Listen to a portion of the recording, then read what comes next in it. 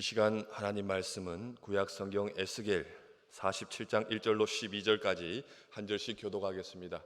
구약 성경 에스겔 47장 1절로 12절까지 한 절씩 교독합니다. 그가 나를 데리고 성전문에 이르시니 성전의 앞면이 동쪽을 향하였는데 그 문지방 밑에서 물이 나와 동쪽으로 흐르다가 성전 오른쪽 제단 남쪽으로 흘러내리더라. 그가 또 나를 데리고 북문으로 나가서 바깥길로 꺾여 동쪽을 향한 바깥문에 이르시기로 본즉 물이 그 오른쪽에서 스며 나오더라. 그 사람이 손에 줄을 잡고 동쪽으로 나아가며 천척을 측량한 후에 내게 그 물을 건너게 하시니 물이 발목에 오르더니 다시 천척을 측량하고 내게 물을 건너게 하시니 물이 무릎에 오르고 다시 천척을 측량하고 내게 물을 건너게 하시니 물이 허리에 오르고 다시 천척을 측량하시니 물이 내가 건너지 못할 강이 된지라. 그 물이 가득하여 헤엄칠 만한 물이요 사람이 능히 건너지 못할 강이더라. 그가 내게 이르시되 내가 이것을 보았느냐 하시고 강가로 돌아가게 하시기로 내가 돌아가니 강 좌우편에 나무가 심이 많더라. 그가 내게 이르시되 이 물이 동쪽으로 향하여 흘러 아라바로 내려가서 바다에 이르리니 이 흘러내리는 물로 그 바다의 물이 되살아나리라. 이 강물이 이르는 곳마다 번성하는 모든 생물이 살고 또 고기가 심이 많으리니 이 물이 흘러 들어가므로 바닷물이 되살아나겠고 이 강이 이르는 각처의 모든 것이 살 것이며 또 이 강가에 어부가 설 것이니 엔게디에서부터 에네글라임까지 그물 치는 곳이 될 것이라. 그 고기가 각기 종류를 따라 큰 바다의 고기같이 심이 많으려니와 그 진펄과 개펄은 되살아나지 못하고 소금 땅이 될 것이며 강 좌우가에는 각종 먹을 과실나무가 자라서 그 잎이 시들지 아니하며 열매가 끊이지 아니하고 달마다 새 열매를 맺으리니 그 물이 성소를 통하여 나옴이라. 그 열매는 먹을 만하고 그 잎사귀는 약 재료가 되리라. 아멘. 오늘 본문 말씀 통해서 나의 신앙은 이라는 제목으로 하나님 말씀을 전할 때에 큰 은혜 받으시는 저와 여러분이 되시기를 주님의 이름으로 축복합니다. 사람의 몸이 총 70% 물로 구성되어 있다고 합니다. 단 5%만 이 물이 부족하게 돼도 생명이 위협하고 탈수 증상이 온다고 합니다. 이 물, 정말 생명에 직결되는 물을 오늘 이 에스겔서 본문 말씀을 통해 가지고 하나님이 주시는 교훈의 말씀이 있는데 한 가지씩 여러분들하고 이제 나누려고 합니다. 에스겔서의 저자는 제목이 이렇게 밝히고 있듯이 에스겔 선지자가 저자입니다. 25살 젊은 날에 바벨론의 2차 포로로 붙잡혀가고 그리고 나이 30 즈음에 하나님께 그발강가에서 기도할 때에 소명을 받습니다. 또 30 나이에 아내가 죽는 그런 사별의 슬픔을 에스겔 선지자는 경험을 합니다. 마음이 비참하고 절망 가운데 있었을 때 비통한 그 에스겔에게 하나님께서 찾아와 주셔서 오늘 40장부터 48장 사이에 이 새 예루살렘 성전의 환상을 보여주시면서 큰 위로와 용기와 소망을 주시는 내용이 오늘 본문 말씀의 내용입니다. 이스라엘 민족들도 마찬가지입니다. 절대 그 이스라엘 민족들 속마음에는 그 마음 중심에는 성전이 무너질 일은 절대로 일어나지 않는다. 이렇게 모든 이스라엘 민족들은 그렇게 생각을 하고 있습니다. 그러나 이 역사 속에서 예레미야 선지자를 통해서 하나님이 주신 말씀처럼 이렇게 생수에 근원된 하나님을 버리고 터진 웅덩이를 팠던 이방의 우상을 따라가고 두 마음을 품었던 이스라엘 민족들을 바벨론으로 포로로 붙잡혀가게 하나님이 허락하셨고 섭리하셨고 성전이 무너졌습니다. 성전에 하나님께 이렇게 영광을 돌려드릴 기명들이 빼앗김을 당했습니다. 그리고 자기의 고향, 집, 성벽들이 무너지고 불타는 일이 그들 살아생전에 두 눈으로 보고 목도하고 경험하게 되는 일이 일어났습니다. 그래서 그 이스라엘 민족들의 마음은 무너져 내렸어요. 그리고 신앙뿐만 아니라 삶 자체 근간 뿌리가 흔들려 버리는 그 일들이 역사 속에서 일어났습니다. 그 가운데 하나님께서는 이스라엘 민족들을 징계를 하시지만 사랑과 공의를 이렇게 나타내셔야 되니까 그 징계와 심판이 오래가지 않고 다시 선지자들을 보내셔서 위로의 말씀으로, 용기의 말씀으로, 소망의 말씀으로 다시 회복될 것을 이렇게 말씀해 주는 것이 선지서의 여러 곳에 등장을 하고, 오늘 본문 말씀에서도 이 에스겔의 마음도 비통하고 또 이스라엘 민족들 마음도 포로로 붙잡혀가고 고향에 남아있는 사람들도 너무 황폐화돼 가지고 소망이 없었는데 이 용기의, 희망의, 위로의 말씀을 들을 때 하나님께로 다시 되돌아오는 그런 역사가 이 본문 말씀에서 이렇게 등장을 하는 거예요. 본문 말씀 이제 좀 전에 1절부터 12절까지 읽었는데 제가 간략하게 한번 그 이미지를 설명을 한번 해드리면, 성전이 있습니다. 환상 가운데 새로운 예루살렘 성전을 에스겔 선지자에게 보여주시는데, 성전 문지방에서 성전 문지방에서 물이 흘러나와요. 그 물이 흘러가 가지고 동편으로 그렇게 흘러나갑니다. 굽이굽이 물이 흘러가 가지고 1,000척, 우리 거리로 환산을 하면 대략 550m 정도 된다고 합니다. 1,000척 550m를 흘러가니까 물이 발목까지 와요. 또 1,000척 550m 더 가니까 무릎까지 오고, 또 더 가니까 허리까지, 또 더 가니까 마지막에는 큰 내가 되고 강이 되어가지고 온몸이 잠기는 그런 이미지를 여기 환상 속에서 에스겔이 보게 됩니다. 이 물, 정말 실제적으로 물은 약해 보이지만, 그래서 뭐 우스갯소리로 물탱아 이렇게 이야기도 하잖아요. 저도 물탱이라는 소리를 많이 들어봤는데, 예, 좀 얼굴이 좀 물렁물렁하게 생겼나 봐요. 또 이런 말도 들어봤습니다. 물로 보지 마라. 예, 물은 바위를 뚫습니다. 계속 한 방울 한 방울이 떨어지고 뚝뚝 떨어지면 바위도 뚫잖아요.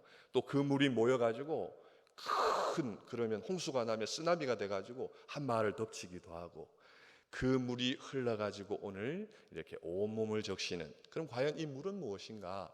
결론적으로 말씀을 드리면 성전에서 흘러나옵니다. 성소에서 흘러나옵니다. 하나님의 방향 동편으로 흘러갑니다. 하나님의 은혜를 이 물로 이렇게 에스겔 선지자를 통해서 보여주고 있는 거예요. 다음이 없는, 지금 포로로 붙잡혀가서 비참한, 정말 어찌할 바를 모르는, 내일 일을 기약할 수 없는 이스라엘 민족들을 향해서 하나님께서 이렇게 은혜의 말씀을, 이 본문 말씀을 통해서 보여주고 계시는 거예요. 그래서 또 다른 한편으로 생각을 한번 해보면 신앙의 과정, 그래서 오늘 본문 제목이 제가 나의 신앙 과정으로 한번 생각해 볼 수가 있어요. 처음에 교회 옵니다. 잘 몰라요. 하나님이 아버지신지, 하나님이 할아버지신지, 하나님이 할머니신지. 근데 집에 아버지가 계시는데 저쪽에서 보니까 저분이 또 아버지 하시고 이쪽에서도 아버지 하시고, 예, 발목까지 찰 때는 교회 오면 사랑을 느끼고 대접을 받고, 그래서 그냥 내과의 아이들을 이렇게 나가 놀면 내가 얕으면 첨벙첨벙 이렇게 뛰어노는 것처럼 처음에 그렇게 발목의 은혜의 상태로 볼 수가 있어요. 그 은혜가 좀 흘러가 가지고 이렇게 이제 무릎까지 적셔집니다. 무릎. 그러면 옷이 젖으면 안 되니까 저희가 무릎을 걷어붙이죠. 또 손목도 걷어붙이고, 이제는 은혜를 좀 더 받아서 하나님 나라 하나님의 집 교회에서 주의 일을 하기 시작합니다. 그러다가 이제 허리까지 찹니다.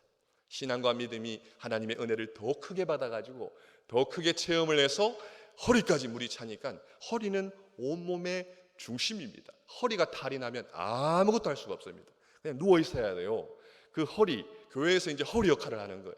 중심이 되어가지고 중직을 맡고 교회에서 주의 일에 앞장서서 그렇게 할 수 있는 단계가 어떻게 보면 허리의 단계입니다. 그리고 최종 마지막 단계, 온몸이 은혜의 강수에 흠뻑 적셔지니까 이제는 오직 예수입니다. 오직 예수. 길을 가다가도 예수님, 밥을 먹다가도 예수님, 잠을 자다가도 예수님, 오직 예수로 충만해가지고 근심 걱정 다 물러가고 내 주 예수 모신 곳이 하늘나라라는 고백이 그냥 절로 터져 나오는 그런 신앙의 과정으로도 저희가 한번 살펴볼 수가 있습니다. 이 하나님의 은혜, 멈춤이 없는데, 다함이 없는데, 우리 자신이 여러 가지 이유와 연유로, 바쁘다는 핑계로, 또 다른 더 뭔가 좋은 것이 있는 줄 알고 그래서 거절하고 외면하는 우리의 모습을 또 한번 생각해 볼 수가 있어요.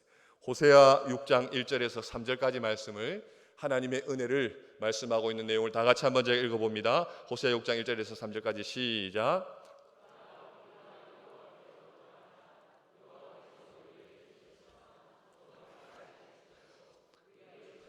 싸매어 주실 것임이라.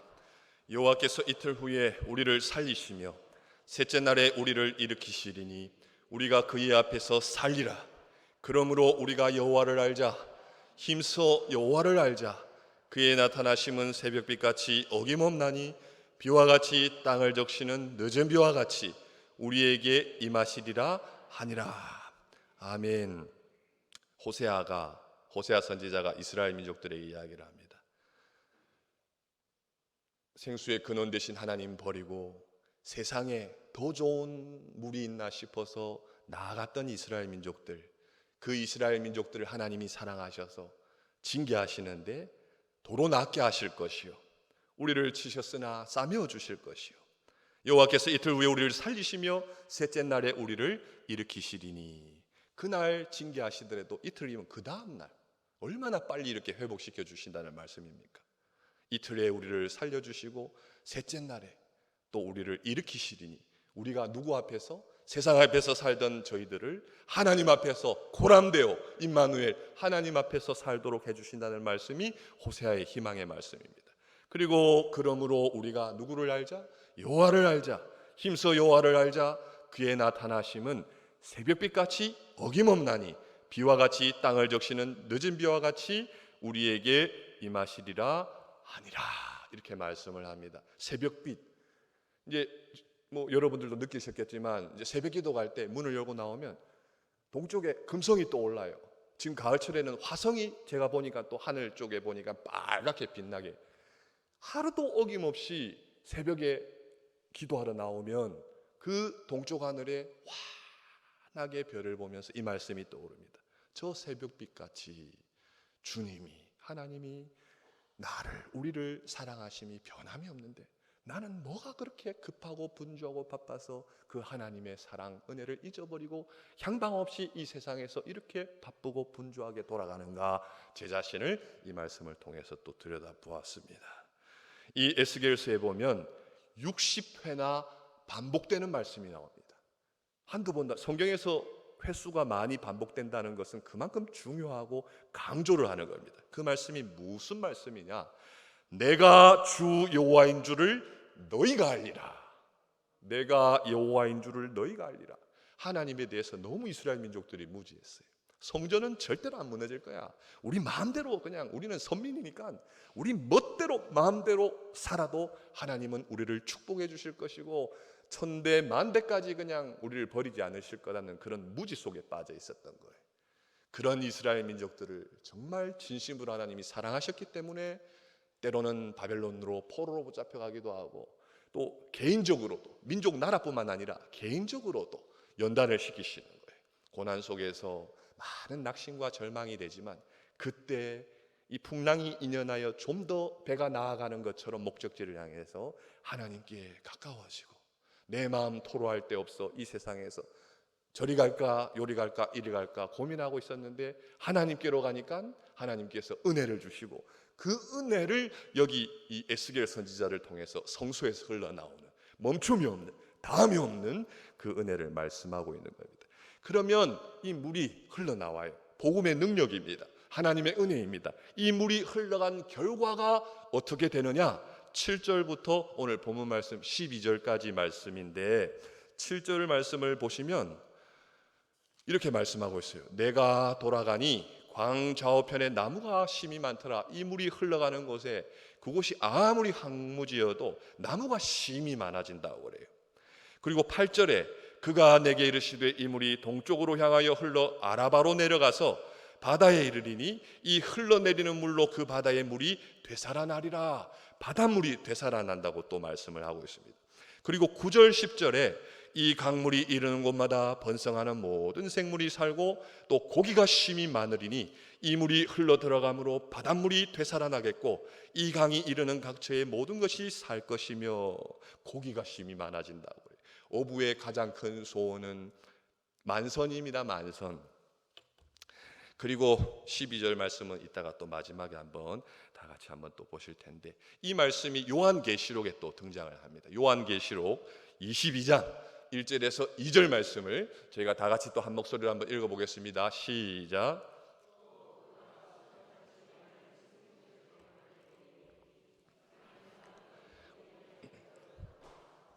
길 가운데로 흐르더라.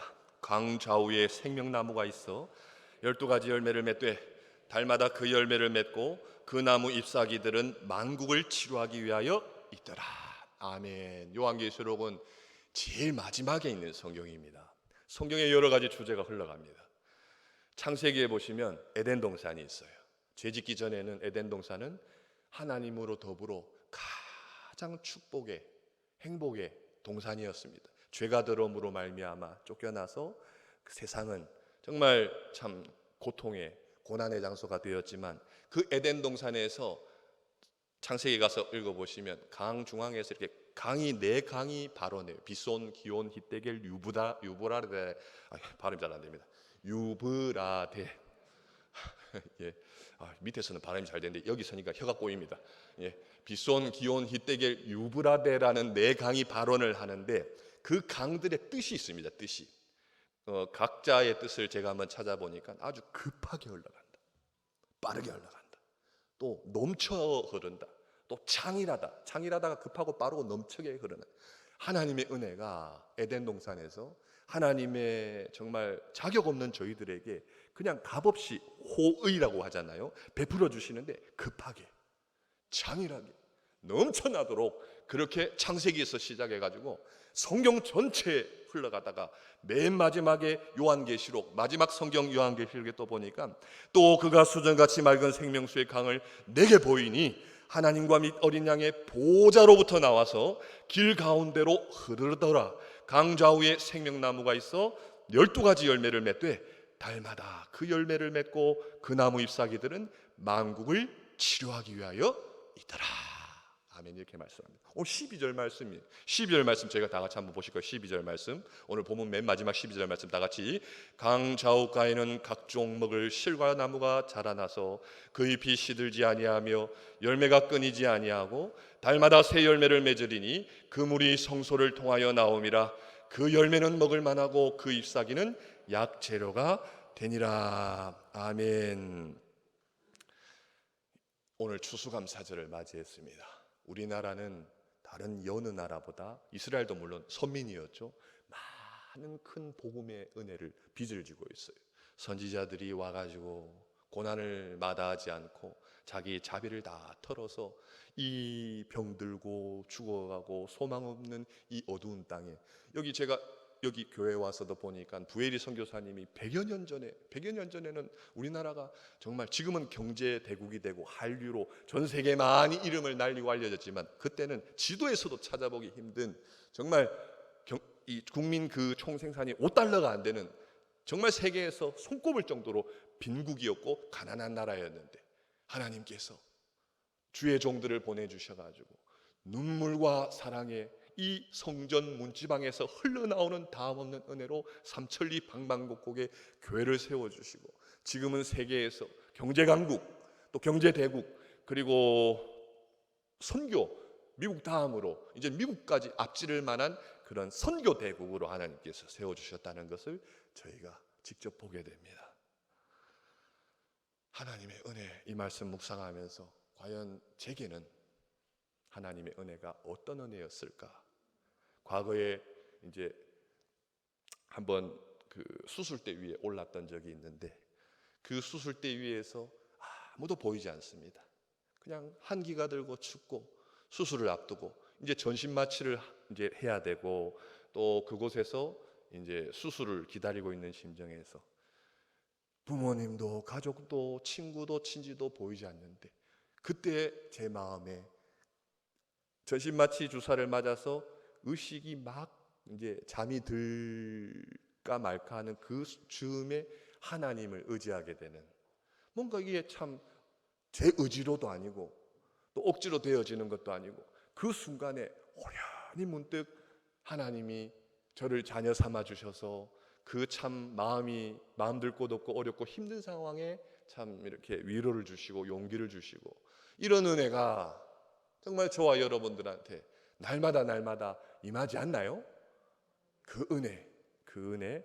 그리고 이제 뭐 여러 가지 막 은혜에 대한 것을 나누고 얘기할 수가 있겠지만, 요 이제 앞전교회에서 사역을 하면 사택이 이제 교회하고 붙어 있습니다. 거기도 가까이 있어서 새벽에 이제 일찍 일어나야 되니까 연약한 육신인지라 때로는 피곤하고 하면 아유 그냥 알람 끄고 잘까 그런 생각도 들고, 아니지 주님이 기다리실 텐데, 또 그것보다 더 좀 두렵고 떨리는 것은 새벽 기도를 빠뜨리면, 물론 담임 목사님이야 다 보시기도 하시겠지만 집사람이 가만히 안 둘 텐데, 그런 생각도 들고, 그래서 힘을 내서 문을 열고 나가면 바로 위에 십자가가 보입니다. 바로 십자가가 보여요. 제가 그냥 하나님 자녀가 아니었다면 그냥 세상 속에서 잘 될 수도 있고 못 될 수도 있고 그것은 알 수는 없겠지만, 그 십자가 바라보고 주님이 저 십자가에서 나를 위해서 달려 죽으셨는데, 그것이 마음속에서 깊이 묵상되고 와닿는 것이, 그것이 저에게는 은혜더라고요. 은혜. 여러분들도 물론 마찬가지시고. 이제 말씀을 맺습니다. 60회나 내가 주 여호와인 줄을 너희가 알리라. 왜 이 말씀을 하셨겠습니까? 이 예배 장소, 예배자 꼭 너여야 된다는 거예요. 꼭 사랑하는 이스라엘 민족이어야 된다는 거예요. 너를 나의 예배자로 이 시간 초대한다. 너가 나를 찬양하기를, 찬양의 목소리를 내가 듣고 싶다. 그리고 너의 기도의 음성을 내가 듣고 싶다. 내가 너를 너무 사랑하니까 그 소리를 확실하게 들으니까 내가 살아있고 너를 사랑하는 증거로 너에게 응답하겠다. 이것이 하나님의 오늘 어떻게 보면 이 성전에서 흘러나오는 은혜인 거예요. 하나님은 거룩하십니다. 선하신 분이십니다. 그런데 우리는 너무 죄로 먼지가 묻어져 있어요. 그래서 하나님께서 때로는 고난으로, 때로는 또 말씀으로, 여러 가지 이 세상에 존재하는 모든 것들을 동원하셔서 그 하나님의 거룩하심과 선하심을 저희들에게 좀 닮아가라고, 우리가 정결하고 순결한 삶을 살아가기를 이 시간도 졸지도 주무시도 아니하시고 사랑이란 이름으로, 은혜란 이름으로 기다리시고 원하시는 하나님이십니다. 그래서 이 새 예루살렘의 성전과 환상을 에스겔에게만 보여주시는 것이 아니고 우리들에게도 보여주시는 거예요. 그리고 그 새 예루살렘, 하나님의 나라, 하나님의 성에서 합당한 자격을 갖추라고 살아가도록 권면하십니다.